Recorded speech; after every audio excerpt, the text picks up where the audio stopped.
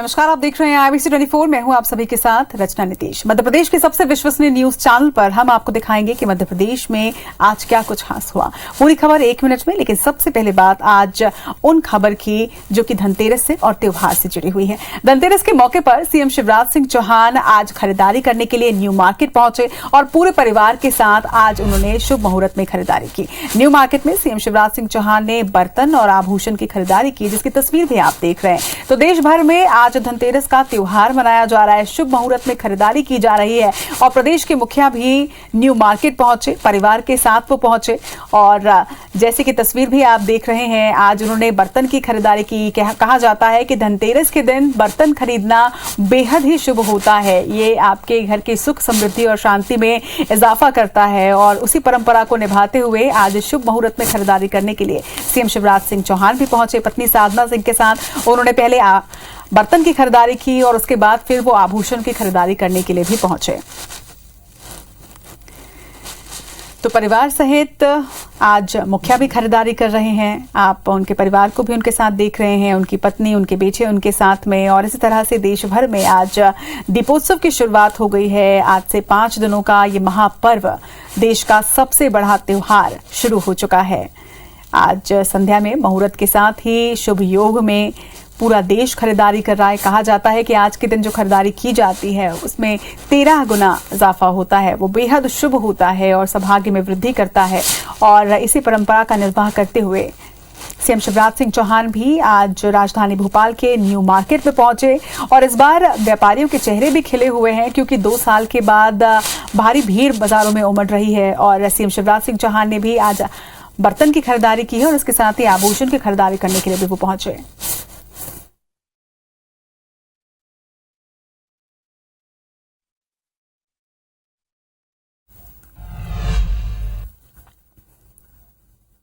चले बढ़ते हैं आगे और अब कुछ रिपोर्ट्स आप सभी के लिए। हैदराबाद से लखनऊ जा रही बस रीवा के सुहागी पहाड़ के पास एक ट्रक से टकरा गई। इस हादसे में 15 लोगों की मौत हुई है और 40 लोग इस हादसे में घायल हुए हैं।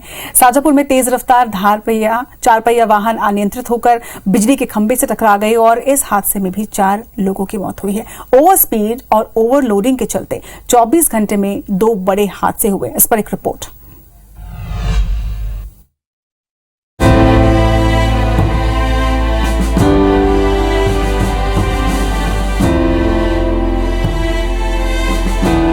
दीपावली की खुशियां मनाने हैदराबाद से बस में सवार होकर यात्री लखनऊ अपने घर जा रहे थे, लेकिन उस बस में सवार 15 लोगों को ये मालूम नहीं था कि ये उनका आखिरी सफर होगा। रीवा जिले के सुहागी थाना क्षेत्र के सुहागी पहाड़ के पास बीती रात भीषण सड़क हादसा हो गया, जिसमें 15 लोगों ने अपनी जान गंवा दी, तो वहीं 40 यात्री घायल भी हो गए। घायलों को संजय गांधी अस्पताल में भर्ती कराया गया है। ये यात्री हैदराबाद से लखनऊ अपने घर जा रहे थे। दरअसल जब बस कटनी पहुंची तो बस में और सवारियों को बैठा दिया गया और जैसे ही बस रीवा के सुहागी पहाड़ पहुंची तो अनियंत्रित होकर एक ट्रक से टकरा गई। गाड़ी वहां से ठीक चली, बीच में आने के बाद गाड़ी का जो गियर होता है, गियर नहीं लग रहा था और गाड़ी ऑन कंट्रोल हो गई। लगभग 100 से ज़्यादा लोग थे। भयानक हादसा था, ऐसा हादसा हम लोगों ने कभी नहीं देखे। लगभग 14-15 लोग बहुत अंदर दबे हुए थे और बेचारे दबे हुए थे, कराह रहे थे दर्द से। जैसे गाड़ियां मिली, एम्बुलेंस मिले, जैसे साधन संसाधन मिले, मैंने भी अपनी गाड़ी से भी और टीआई साहब और पूरा पुलिस प्रशासन और प्रशासन टाइम पे पहुँच गया। हादसे में मारे गए लोगों को लेकर सीएम शिवराज सिंह चौहान ने दुख व्यक्त किया है और यूपी के सीएम योगी आदित्यनाथ से फोन पर बात कर मदद का भरोसा दिया है। इस घटना पर योगी आदित्यनाथ ने दुख भी जताया है और दिवंगतों के परिजनों को 2-2 लाख रुपए की सहायता की भी घोषणा की है। सवारी जो है वो हैदराबाद से आ रहे थे और सुहागी घाटी में आगे एक बड़ा सा ट्रक है। ऐसा दिखता है कि उस ट्रक का उसके आगे वाले ट्रक से एक्सीडेंट हुआ है और उसके कारण उसने ब्रेक लगाया होगा। पीछे से आ रही जो बस है वो उसका अगला हिस्सा पूरी तरीके से ट्रक के भीतर घुस गया, जिससे केबिन में जो लोग हैं और जो फ्रंट सीट पे लोग हैं उन लोगों की डेथ हुई है और बहुत सारे लोग घायल हुए हैं। जो घायल लोग हैं उनको तो तत्काल रीवा पहुंचा दिया गया है, उनका ट्रीटमेंट होना शुरू हो गया है और लगभग 10 डेड बॉडीज मिल चुकी हैं, क्योंकि जो टक्कर थी वो सीधे बस से जो है वो सीधे ट्रॉले में अंदर जाके चली गई है। तो वहीं मध्य प्रदेश के परिवहन मंत्री गोविंद सिंह राजपूत ने घायलों के उपचार के निर्देश देते हुए बचे हुए यात्रियों को उनके घर पहुंचाने की व्यवस्था के निर्देश दिए हैं। सुहागी पहाड़ी जो मध्य प्रदेश और उत्तर प्रदेश की बॉर्डर पर है, जो बस दुर्घटना हुई है वो बहुत ही दुर्भाग्यपूर्ण है और हम सबको उसका बहुत दुख है। लगातार मैं राज्य से ही संपर्क में हूँ और हमारे कलेक्टर एसपी वहाँ लगे हुए हैं। परिवहन विभाग पूरी तरीके से सचेत सेवाएं दे रहा है। इधर शाजापुर के पलसवाद बोलाई रोड पर तेज रफ्तार 4 पहिया वाहन अनियंत्रित होकर बिजली के खंभे से टकरा गया। इस भीषण हादसे में 4 लोगों की मौत हो गई, जबकि 2 लोग गंभीर रूप से घायल हो गए, जिन्हें 108 एम्बुलेंस की मदद से शुजलापुर अस्पताल पहुंचाया गया। ओवरलोडिंग और ओवर स्पीड के चलते एक ही दिन में 2 बड़े हादसे हो गए और दोनों हादसों में कुल 19 लोगों की मौत हो गई।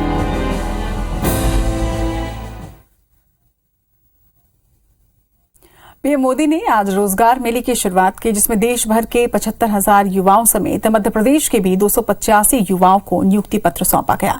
इस अभियान को चुनाव से पहले युवाओं को साधने की कवायद के तौर पर भी देखा जा रहा है। इस पर एक खास रिपोर्ट।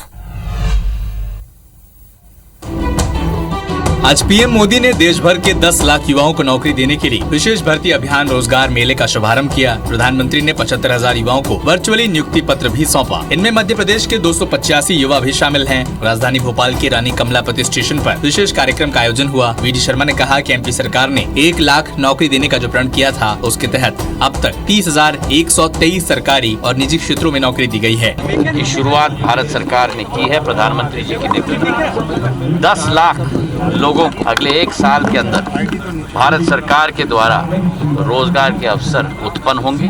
75,223 अपॉइंटमेंट लेटर्स ट्रांसपेरेंसी के साथ माननीय प्रधानमंत्री जी ने आज पूरे देश के अंदर दिए हैं। जबकि कांग्रेस का कहना है कि बीजेपी हर चीज को इवेंट बना देती है। ये रोजगार मेला नहीं है, तो भारतीय जनता पार्टी का इवेंट मैनेजमेंट था। रोजगार मेले का शुभारंभ कर बीजेपी 2023 और 24 के चुनाव में युवाओं को साधने की तैयारी में है।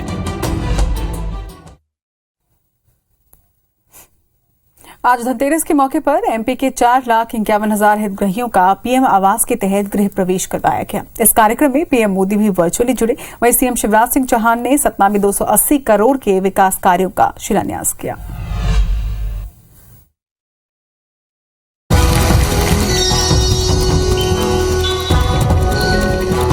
आज धनतेरस के दिन एमपी के 4,51,000 हितग्राहियों का पीएम आवास योजना के तहत गृह प्रवेश किया गया। कार्यक्रम में सीएम शिवराज सिंह चौहान के हाथों प्रदेश के लाखों हितग्राहियों को उनके मकान की चाबी सौंपी गई। इस दौरान देश के पीएम मोदी भी वर्चुअली जुड़े और प्रदेश की जनता को संबोधित भी किया।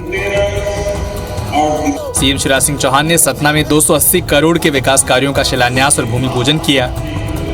सीएम शिवराज ने कहा कि 2024 तक हर हितग्राही का पक्का मकान बना दिया जाएगा, जिसके लिए 10,000 करोड़ रुपए का बजट रखा गया है। सीएम शिवराज ने कहा कि इस दीपावली के बाद भू आवासीय अधिकार योजना के तहत उन हितग्राहियों को चयनित किया जाएगा जिनके पास मकान बनाने के लिए जमीन नहीं है, और जमीन का पट्टा देकर मकान बनाने का काम किया जाएगा। कार्यक्रम के दौरान मध्य प्रदेश शासन के मंत्री रामखेलावन पटेल, सतना के प्रभारी मंत्री कुंवर विजय शाह, सांसद और विधायकगण के साथ आम जनता बड़ी संख्या में मौजूद रहे।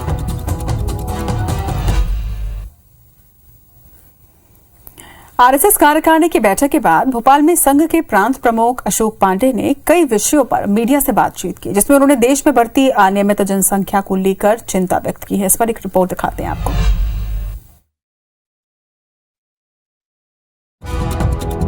आरएसएस कार्यकारिणी की बैठक के बाद आज भोपाल में संघ के प्रांत प्रमुख अशोक पांडे ने मीडिया से चर्चा की, जिसमें इन विषयों के संकेत मिले हैं जिन्हें बीजेपी साल 2023 और 24 के चुनाव में उठा सकती है। संघ के प्रांत प्रमुख अशोक पांडे ने कहा कि भारत में बढ़ती अनियमित जनसंख्या यानी किसी एक धर्म विशेष की संख्या का तेजी से बढ़ना और हिंदुओं की जनसंख्या का घटना चिंता का विषय है, और संघ ने इस पर प्रस्ताव पास भी किया है कि जनसंख्या को एक पक्षीय दृष्टिकोण से नहीं देखना चाहिए। जनसंख्या वृद्धि को कैसे नियंत्रित किया जाए, पर जनसंख्या वृद्धि को इस सीमा तक नियंत्रित न किया जाए कि आगे अपने को समस्या पैदा हो जाए। दूसरा, वर्ग विशेष पर लागू नहीं हो, समान रूप से पूरे देश में लागू हो सभी वर्गों में। आज समाज, सरकार, बुद्धिजीवी वर्ग सब। जाहिर है आने वाले समय में आरएसएस बढ़ती जनसंख्या के मुद्दे को प्रमुखता से उठा सकती है। साथ ही आरएसएस ने साल 2025 के अंत तक हिंदुस्तान के सभी मंडलों में शाखा पहुंचाने की योजना भी बनाई है। मुरैना में अवैध पटाखा फैक्ट्री में धमाके के बाद विष्णुनगर इलाके में पटाखे बनाने में इस्तेमाल में होने वाले विस्फोटक बरामद किए गए हैं। आपको बता दें कि बानमोर इलाके में हुए ब्लास्ट में 4 लोगों की मौत हो गई थी। इस पर एक रिपोर्ट।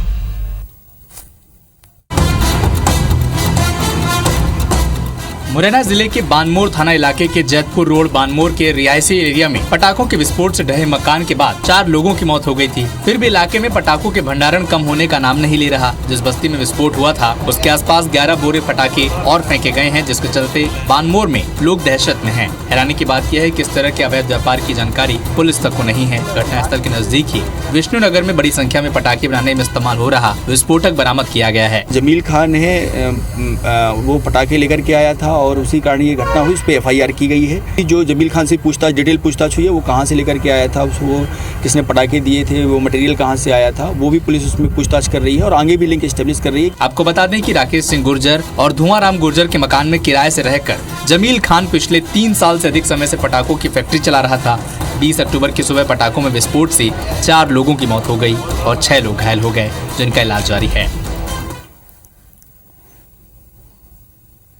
महाराष्ट्र के सोलापुर में बंधक बनाकर रखे गए जबलपुर के 75 मजदूरों को वापस लाया गया है। जबलपुर रेलवे स्टेशन में सभी मजदूरों और पुलिसकर्मियों का भव्य स्वागत किया गया।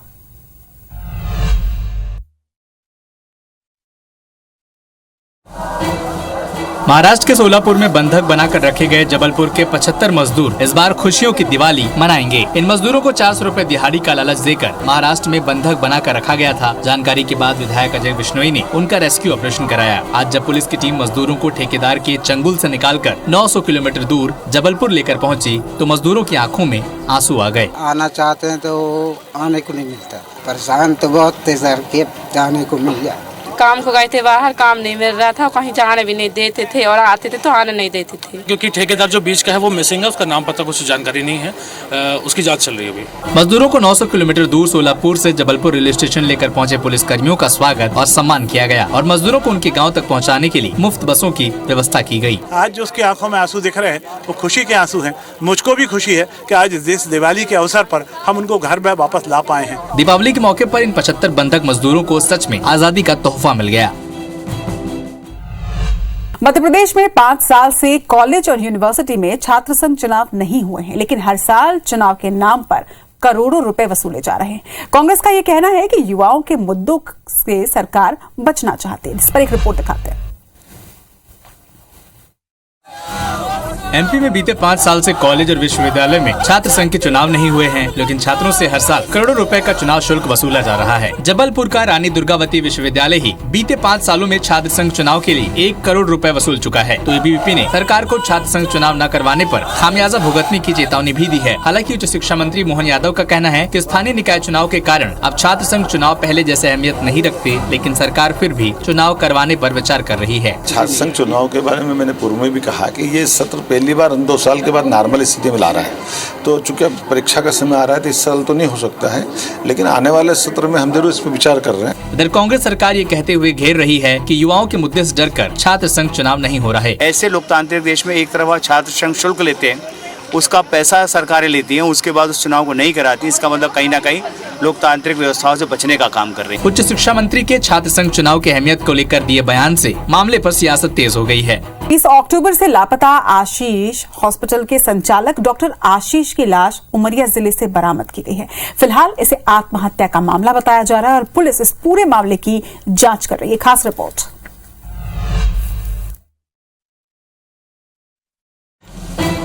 जबलपुर में 20 अक्टूबर की सुबह से लापता आशीष हॉस्पिटल के संचालक डॉक्टर आशीष उर्फ शिवाकांत गुप्ता का आज शव उमरिया जिले में मिलने से सनसनी फैल गई। डॉक्टर गुप्ता गुरुवार की सुबह अपनी कार से घर से निकले थे, लेकिन फिर वो लौटकर नहीं आए। परिजनों ने शुक्रवार को उनकी गुमशुदगी की रिपोर्ट मदन महल पुलिस थाने में दर्ज कराई थी। पुलिस लापता अस्पताल संचालक की तलाश कर रही थी। उमरिया जिले के पाली में डॉक्टर गुप्ता के हुलिये से मिलता जुलता एक शव मिला। पुलिस की पड़ताल ने मृतक की शिनाख्त लापता डॉक्टर आशीष उर्फ शिवाकांत गुप्ता के रूप में की। डॉक्टर गुप्ता की कार उमरिया के नौरोजाबाद के पास लावारिस हालत में पाई गई। उनका शव करीब 12 से 15 किलोमीटर दूर रेलवे ट्रैक पर मिला। डॉक्टर शिवकांत गुप्ता मौके पे पाली में जाके पहुंचे। उन्होंने कपड़े देख के और बॉडी को आइडेंटिफाई किया और उन्होंने पाया कि वो मृतक शिवकांत गुप्ता की शव था। तो मर्ग की जांच वहाँ पाली थाने में की जा रही है। जो इंसान हमारा बरामद हो गया और उसके आगे जांच की जा रही है, बयान किए जा रहे हैं। फिलहाल इसे आत्महत्या का मामला बताया जा रहा है, हालांकि पुलिस मामले की जांच कर रही है। इस बुलेटिन में फिलहाल इतना ही, लेकिन आगे आप देखिए न्यूज डिकोड मेरे सहयोगी पुनीत पाठक के साथ।